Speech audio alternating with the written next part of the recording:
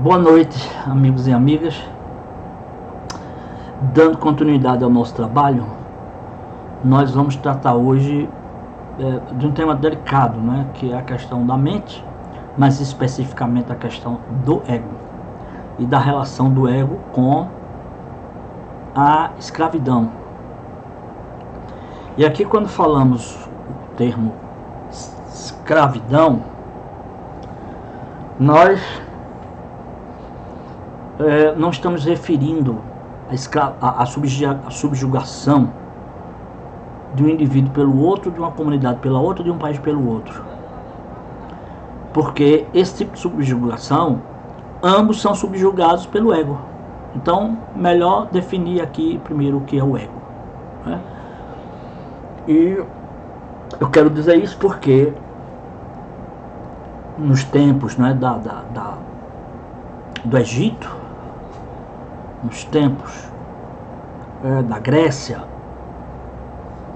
da Revolução Francesa, quando Robespierre, que era o grande líder da paz, quando chega ao poder, transformou-se também num tirano. Falamos também na Revolução Industrial, que faz a diferença entre o lucro e o assalariado. Falaremos também, ou melhor, tratamos aqui também desse ponto comum, que ainda não é uma referência direta ao ego, é a questão do capitalismo industrial, do capitalismo financeiro, que é o investimento e o lucro, e o capitalismo informacional, que é quem tem a tecnologia e o conhecimento, que é sinônimo de poder. Esses não. Vamos tratar aqui de uma coisa mais profunda, não é? Na qual chamamos de ego. Então, o ego, para começar, não é absolutamente uma entidade, uma pessoa, um personagem. O ego é um plano, um nível da mente habitado por frequências, que eu vou chamar frequência X, por exemplo. E nessas frequências, está lá o desejo, a tirania, que a gente chama em política de totalitarismo, que é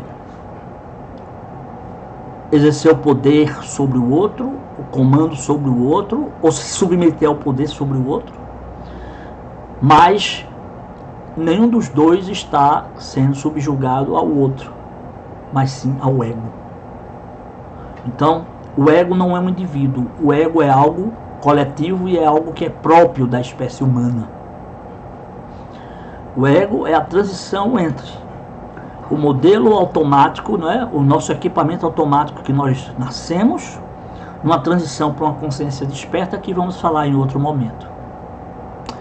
Mas para já, nós dizemos que o ego é de natureza coletiva, tanto faz você estar aqui, como nos Estados Unidos, como na China. A tirania, o narcisismo, a sabotagem, o auto-engano, é o mesmo. Com a capa do amor, o que existe é interesse, divisão e conflito. O símbolo do ego eu chamo do animal, que é a hiena, que parece estar sorrindo, aquele sorriso irônico, mas ao mesmo tempo revela uma crueza, uma crueldade, uma violência. Esses somos nós, humanos, que estamos nesse nível. Então, a gente pode até citar aqui uma referência de Jesus, quando ele diz: meu reino não é desse mundo, esse mundo é o mundo do ego. O outro reino é outra coisa que vamos tratar em outro momento. Então, Veja só, a espécie humana está fadada no nível mental, no nível do ego que é coletivo, a não avançar. Ela é, digamos assim, guiada pelo tempo, pelo espaço existencial, do qual não há qualquer possibilidade de mudança. Esse desejo para a mudança é um desejo, claro, que vem do profundo da alma, mas o que aparece na superfície é um desejo interesseiro. Por exemplo, o amor aqui, que vem da alma, mas ele é sabotado pelo ego, que aparece como um desejo interesseiro de não só possuir, mas também controlar o outro, ou se submeter ao controle. Assim como o capital, não é? Se diz que a pessoa que detém o capital é que tem o poder. O poder, os donos do poder.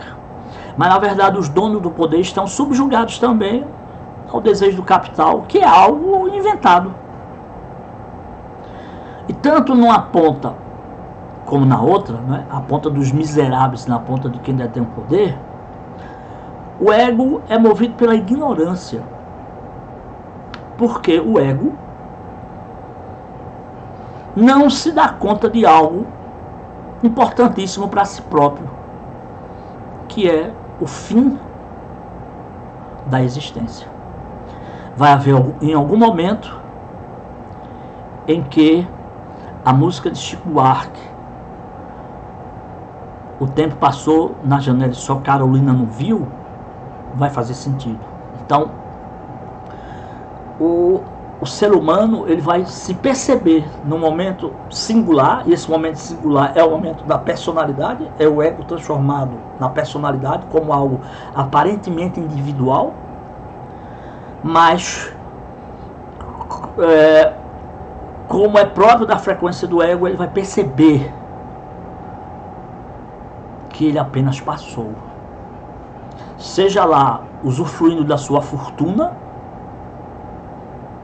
se achando dominador, ou seja lá usufruindo da sua vitimização como explorador. Não há qualquer diferença entre um e o outro. No final das contas, quem dá as cartas, quem comanda é o ego. Então, movimentos revolucionários, ideologias, crenças, né? Você vê, por exemplo, a religião, como é que ela se comporta? Ela divide, né, em várias facções, várias ideologias, várias religiões, das quais uma quer sobressair sobre a outra. Por exemplo, no Brasil, o cristianismo, que é subdividido, exerce um preconceito enorme ainda sobre a religião do candomblé, a religião africana, como se fosse melhor do que ela, ele quer subjugar.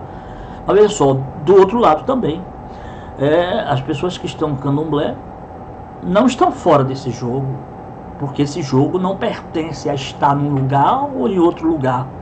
Esse jogo pertence ao plano que a humanidade está até agora, de um modo geral, né? Porque existem aqueles que conseguem se libertar, e a gente vai ter um momento que vamos falar sobre isso.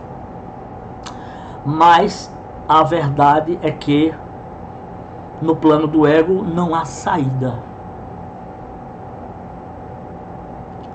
No plano do ego há sofrimento. No plano do ego há o vazio, por mais que ele seja preenchido por qualquer tipo de distração, qualquer tipo de busca, seja religiosa, seja política, né? Seja de movimentos de gênero, seja de movimentos raciais, seja de movimentos, qualquer outro movimento ideológico. Esses movimentos não levam a canto nenhum. Eles não prosperam porque a base dele é totalitarista. A base dele não é a união, não é o compartilhar, a compaixão. A base dele é a divisão e o conflito, né? Tanto que você vê que Hoje, por exemplo, existe a delegacia da mulher. A delegacia da mulher dá a sensação que é para defender a mulher contra os homens. Aí você diz, não, contra os homens violentos. Mas a violência não é algo que é pertencente simplesmente ao homem. A violência é algo que é gerado pela divisão, que já vem do ego, dessas características do ego. Então a gente diz que num dado momento é possível que isso seja percebido, que é o primeiro nível de despertar, que a gente não vai falar disso hoje, né? Nós vamos falar numa sociedade que sabota essa transição para a consciência, né? Não é que a consciência o ego pertence à consciência, mas a consciência é algo muito maior. E o ego, ele sabota. O ego, ele cria movimentos para dar a impressão que nós estamos saindo do lugar, mas na verdade nós estamos no mesmo lugar. O ego cria de um lado os sofredores e os cruéis, mas na verdade são funções diferentes da mesma coisa. Porque todos são sofredores. A distração econômica, a distração através da utilização sexual de homens e mulheres, a distração através de adoração de deuses, de Deus, absolutamente vai resolver o problema. Porque são apenas distrações extremamente difíceis de ser desmontadas. Elas não são desmontadas por análise, por argumentos, por crenças e por opiniões e por qualquer tipo de movimento. Todas essas coisas têm como finalidade manter o mesmo movimento do ego. Ou seja, o ego é um plano existencial e não uma pessoa. Então, a saída desse plano existencial, a liberação desse plano existencial, não depende desse plano existencial, depende de uma outra coisa. E, me lembrando agora, para que fique mais claro, né? Um discípulo de Buda pergunta por que Buda não sai pregando a sabedoria para as pessoas. Então, Buda pede que seu discípulo vá a um vilarejo e pergunte lá o que eles querem. Quando o discípulo volta, Buda pergunta, o que é que eles queriam? Todos eles queriam ficar ricos. E quantos estavam atrás de sabedoria? Nenhum. Porque o ego não quer saber de sabedoria. O ego não quer saber de liberação. O ego quer fazer com que nós tenhamos a ideia de que aqui é o paraíso. E até me lembrei de outra fase que nós vamos tratar, eu acho que na próxima, que é o reino dos céus está espalhado por toda a terra, mas ninguém vê. Por que ninguém vê? Porque as nossas lentes são lentes do plano egóico. Então, as guerras, o que a gente chama de amor, as ideologias, as religiões, a ciência, que hoje aparece como dominante, que está a interesse dos grandes capitais e dos interesses do ego, ela não tem qualquer função de melhorar a qualidade de vida social, pessoal, espiritual. Porque o reino do ego não é um reino espiritual. É o reino de transição. Mas numa transição da qual nós nos encontramos perdidos. Não há escolha, não há saída, não há opção. Apenas a ilusão de escolhas. Nem percebemos que nossas opiniões não são formadas pela alma, mas sim formadas por outras opiniões. E geralmente opiniões que estão dentro do sistema, sendo elas aceitas socialmente ou mesmo contrárias socialmente, mas a diferença é zero, porque na verdade somos formados pelo outro. Esse outro é o ego. Então o ego que nos domina, que domina a sociedade, não traz felicidade para ninguém. Mesmo os países que você diz desenvolvidos, né? Desenvolvidos socialmente e economicamente. Mas veja só, isso é o bastante? E os grandes índices de suicídio? Porque lá no final, lá no íntimo, nós sabemos que essa existência é curta. Por mais que nós nos distraímos, vai haver um momento em que vamos perceber, na iminência, principalmente na iminência da morte, que nós simplesmente passamos, não fizemos absolutamente nada, não ajudamos absolutamente nada, nem ao outro a se liberar e muito menos a gente.